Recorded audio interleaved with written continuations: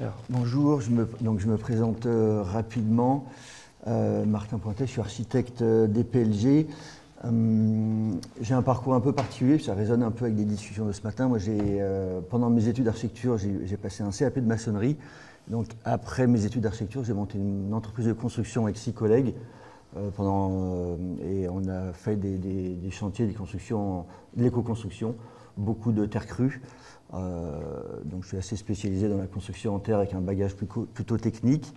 Par la suite, j'ai monté un bureau d'études BETR donc spécialisé sur la construction en terre aussi, pour accompagner les maîtrises d'œuvre, maîtrises d'ouvrage sur des conceptions, surtout de bâtiments publics.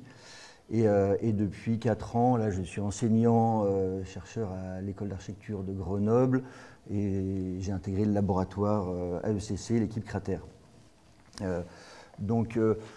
Ce que je vous présente aujourd'hui a un côté des expériences issues de mon travail d'artisan, de recherche d'expérimentation, et puis c'est une prise de recul avec ce nouveau métier de chercheur que je commence, sur justement une prise de recul un peu sur une des thématiques que j'aborde dans mes recherches, qui est comment utiliser ces techniques vernaculaires dans le cadre normatif actuel, donc qui rentre bien dans le cadre du colloque d'aujourd'hui. Donc l'article que j'ai proposé, c'est qui a la thématique du pisé à la terre coulée vers un béton d'argile adapté aux filières existantes. Alors il va y avoir pas mal de redites sur les discussions d'hier et de ce matin, mais je vais essayer d'amener quelques éléments complémentaires. Donc pour commencer, ça c'est une slide que j'ai prise de mon collègue Romain Anger, là, qui est professeur à l'école d'architecture de Lyon, qui vient de Cratère et d'Amaco aussi, qui repositionne un peu le terme de béton. Alors souvent, béton, on entend béton de ciment, en tout cas en France. Et quand on regarde de plus près, le béton, en fait, c'est plutôt un mélange d'agrégats avec un liant cimenteux. Et puis la terre, de la même manière, c'est un mélange d'agrégats avec un liant argileux. Donc en fait, on devrait parler plutôt de béton de ciment et puis de béton d'argile, pour être un peu plus propre scientifiquement. Donc on peut dire que le pisé, en fin de compte, c'est un béton d'argile qui est compacté, qui est mis en œuvre compacté. François Cointreau, qui est un architecte de l'époque de la Révolution française, a énormément développé cette technique du pisé à travers de nombreux ouvrages. Il a essayé d'optimiser déjà à cette époque et de développer de nouveaux outils pour favoriser l'utilisation de cette ressource, parce qu'à l'époque de la Révolution française, on avait quand même beaucoup de pénurie de bois en France. Il n'y avait quasiment plus de forêt. Et donc la terre était là, tout d'un coup, de ressources assez intéressantes. Donc il faut imaginer qu'aujourd'hui, dans la région Auvergne-Rhône-Alpes, dont est issu François Cointreau, qui était lyonnais, on a un patrimoine en pisé qui est un des plus gros patrimoines mondiaux de l'humanité. On a plus de 2 millions de constructions en pisé, que ce soit des murs de clôture, des granges agricoles, mais aussi des immeubles, de logements à Lyon, des écoles, des petites manufactures, etc. Là, je vais vous montrer justement le lien qui a pu se faire entre le pisé, qui était très présent au XIXe siècle dans la région Auvergne-Rhône-Alpes, et les débuts du béton de ciment. Les débuts du béton de ciment, il y a Louis Vicat, qui est de la région grenobloise aussi, et qui découvre ce liant cimenteux, ce liant hydraulique, et il va construire un premier pont à Souillac, où il va faire une espèce de béton, de ciment compacté, parce qu'on voit ici dans cette image, il y a des coffrages, on déverse un mélange qui est humide, qui n'est pas liquide, qui est humide plutôt, et qui est compacté par ce grand fouloir. François Cognet, qui est aussi un Lyonnais, va développer, va poser un brevet de béton pisé. Donc là, il réutilise vraiment la technologie du pisé, c'est-à-dire des coffrages où on déverse un matériau granulaire à teneur en eau humide qu'on vient compacter par couches successives. Et il change simplement le matériau en introduisant un liant hydraulique et un ciment pour développer ce béton pisé. Donc là, on voit un premier lien technologique, réutilisation d'un savoir-faire, réutilisation des outils, et on change simplement de matériaux. Et dans le même sens, on voit que depuis les années 80, où il y a un redéveloppement, une redécouverte un peu du pisé, et puis il y a une accélération depuis les années 2000, on réutilise aussi les outils développés par l'industrie du béton de ciment, comme le coffrage. L'artisan piseur était un charpentier qui maîtrisait la technique du coffrage, de la fabrication des branches.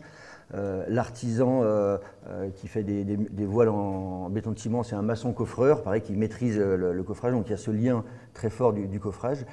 Et on a réutilisé énormément de technologies développées par le béton de ciment, comme ces coffrages manuportables, assez ingénieux, qui s'assemblent facilement, et puis cette logique de coffrage aussi intégral, qui n'était pas du tout utilisée dans la technique traditionnelle du pisé. Et pour continuer le lien entre ces technologies, avec les artisans, les chercheurs, les entrepreneurs qui cherchent constamment à améliorer leurs outils de production. On cherche constamment à se faciliter la tâche, aller plus vite, moins se fatiguer. L'idée est venue assez rapidement. Alors, là pour cet article, j'ai fait un petit inventaire un peu de toutes les expérimentations autour de la terre coulée. Donc on retrouve des premières traces après-guerre, dans les années 50, mais le plus gros des recherches commence à partir des années 2000,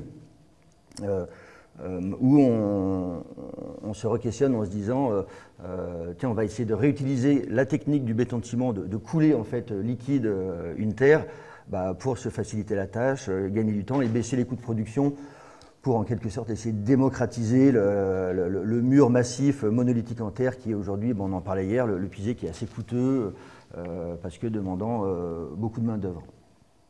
Donc voilà, pourquoi pas couler la terre liquide comme un béton de ciment.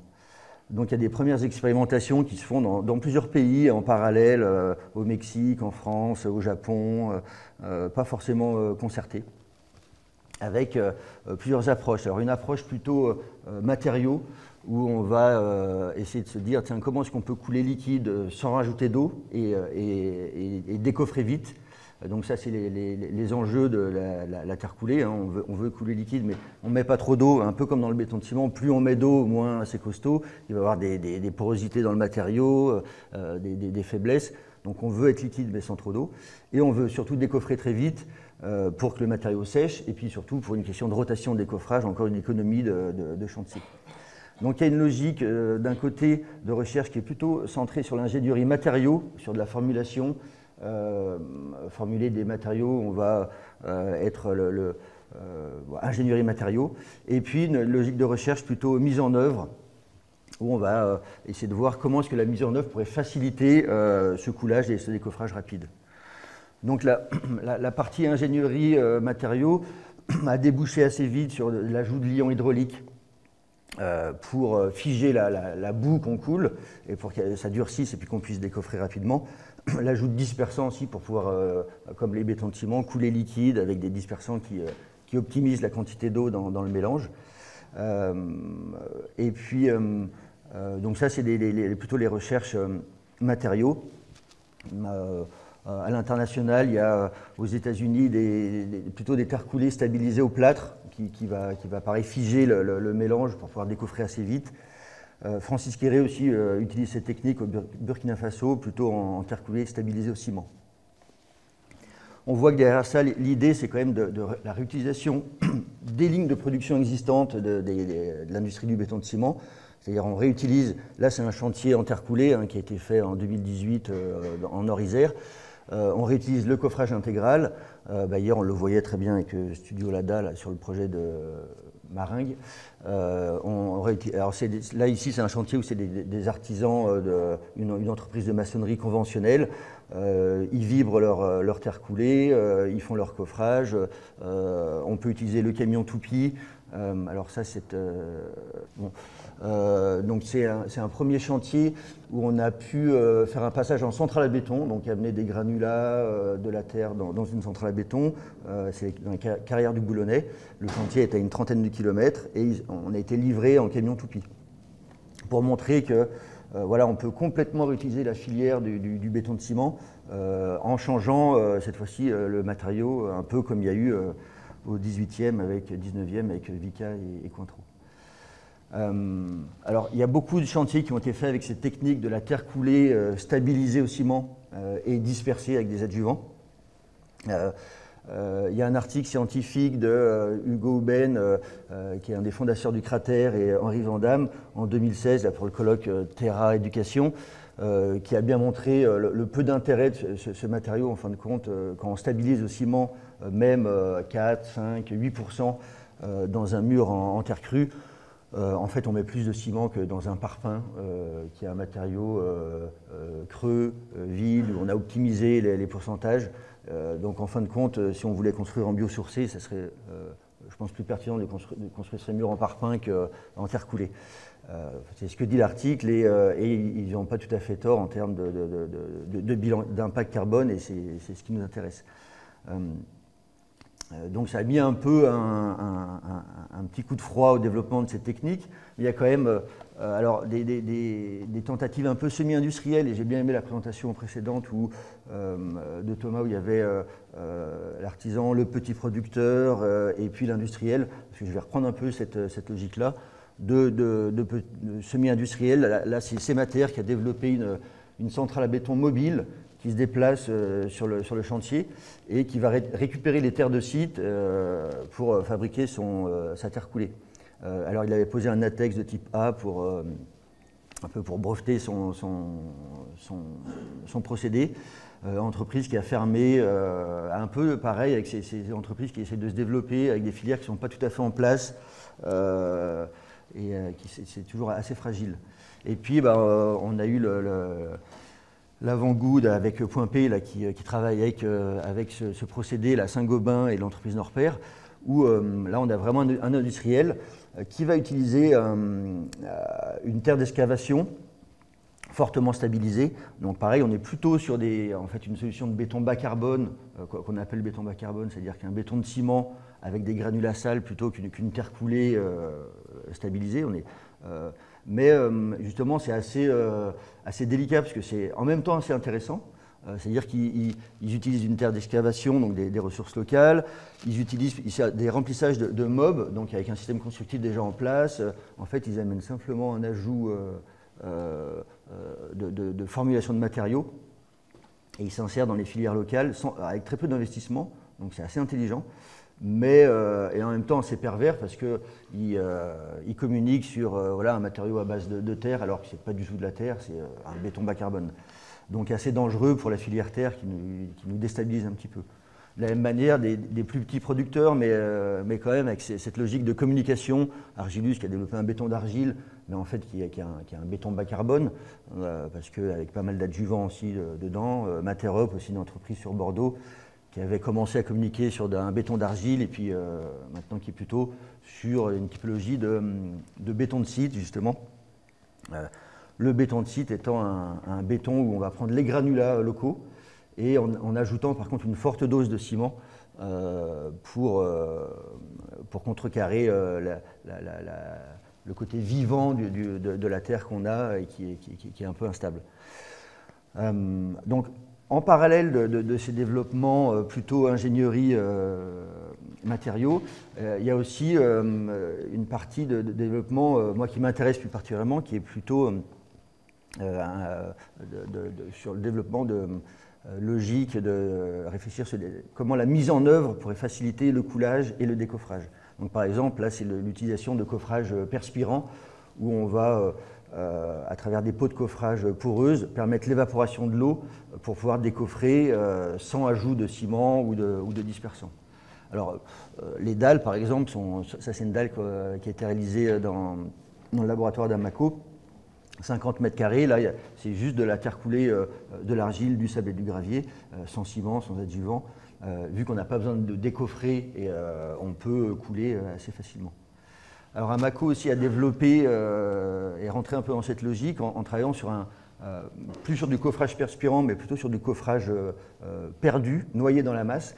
Donc ici, c'est un gabion. On voit, il y a quelques petits écarteurs qui permettent de garder un peu d'enrobage. Et en fait, le gabion retient la boue au décoffrage. Donc là, par contre, contrairement au coffrage perspirant, on est obligé d'attendre que le mur ait un peu séché pour pouvoir décoffrer. Là, on est sur un décoffrage immédiat, c'est-à-dire qu'il y a une structure qui maintient notre bout coulé et on peut décoffrer immédiatement. Avec Amaco, on a développé aussi cette logique, alors pour être plutôt en biosourcé, avec une cage d'armature, avec une structure bois très légère et une peau en canis, mais qui va être noyée dans la masse, et donc là pareil avec un décoffrage immédiat. Donc là, en fin de compte, on peut travailler sur des formulations de matériaux très simples, de l'argile, du sable, du gravier, de la fibre végétale, quoi. Il n'y a pas beaucoup d'ingénierie matériaux. Et le procédé de mise en œuvre permet ce décoffrage. Et donc ces cages d'armature, elles ont aussi commencé à orienter des recherches, j'ai utilisé le mot d'armature, en se disant tiens aussi on peut s'en servir potentiellement comme armature dans cette terre coulée, un peu comme les premiers bétons de ciment d'ailleurs, où les premiers bétons de ciment sont non armés. 1850 jusqu'à 1920, on fait du béton de ciment non armé, du béton pisé, de la pierre factice, où on est sur des matériaux non armés. Et c'est qu'à partir des années 20 qu'on commence à armer le béton de ciment. Et là, pareil, on commence à regarder un peu l'impact que pourrait avoir cette cage en termes d'armature dans le matériau. Alors, je vais vous parler plus en détail d'un projet dans lequel on a développé ce process un peu plus à fond. C'est la médiathèque Jean Carré, non, elle a un autre nom, c'est Baldwin, ouais, de Philippe Madec, et Nicolas Mesnier aussi, qui a travaillé sur ce projet comme architecte spécialisé en terre. Je tiens à lui rendre hommage aujourd'hui en particulier. C'est un jeune architecte qui est décédé ce printemps là, et qui avait donné beaucoup d'énergie sur ce projet-là. Donc sur ce projet, l'idée c'est de travailler avec des murs en terre coulée avec une cage d'armature. Donc on voit ici en coupe, la terre coulée se situe à l'intérieur du bâtiment lien entre deux réhabilitations. C'est des panneaux qui sont pensés préfabriqués pour toutes les questions qu'on a pu aborder précédemment, rapidité d'exécution, temps de production, temps de séchage, etc. Donc il y a une structure bois qui a été produite et qui permet de décoffrer assez rapidement le voile. Alors, ce qui est assez intéressant, c'est que on s'est assez vite rapproché d'un industriel Fer Group, un industriel alsacien, qui est un peu l'inventeur des prémurs en béton de ciment, ou en tout cas qui sont précurseurs dans ce domaine, et avec des productions de prémurs à l'horizontale. Donc on a essayé de travailler avec eux pour réutiliser leur ligne de production. Ils ont joué le jeu de répondre à l'appel d'offres et de produire ces murs. Donc on voit des tentatives de production. Et tout à l'heure on faisait le parallèle entre... Voilà, j'ai bien aimé aussi l'introduction d'Eva qui disait voilà, on oppose souvent artisanat et industrie.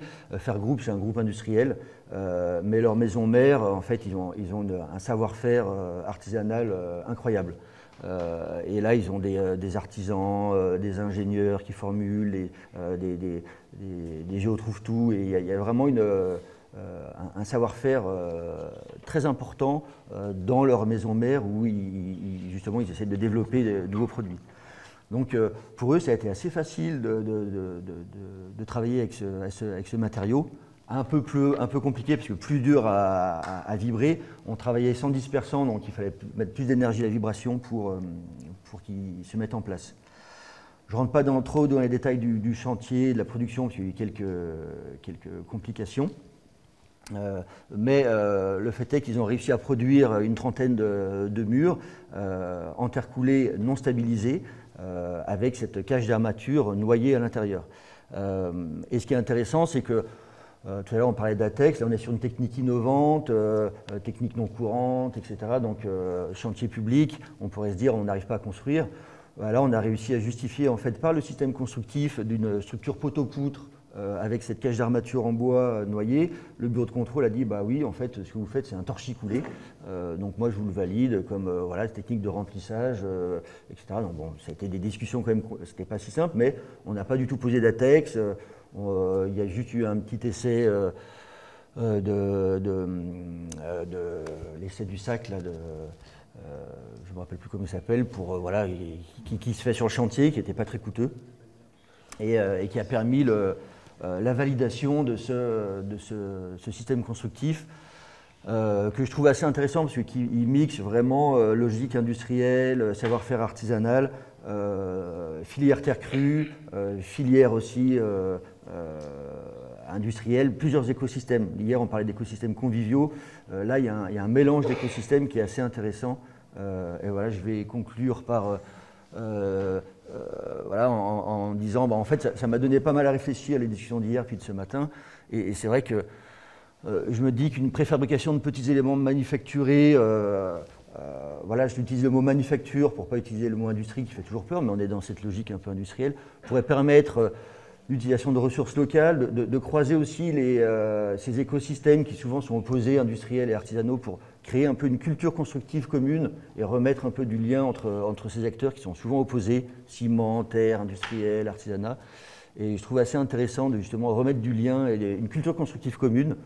Et je trouve que l'utilisation de se concentrer à utiliser des ressources locales oblige un peu à cette culture, à redécouvrir cette culture commune, parce qu'on est obligé de s'adapter à cette ressource, donc de réfléchir ensemble et de mettre les intelligences sur cette ressource. Voilà, donc pour moi, ça peut être une industrie un peu vertueuse qui développerait des emplois qualifiés, utilisant des ressources locales et pouvant interagir avec ces différents écosystèmes. Merci.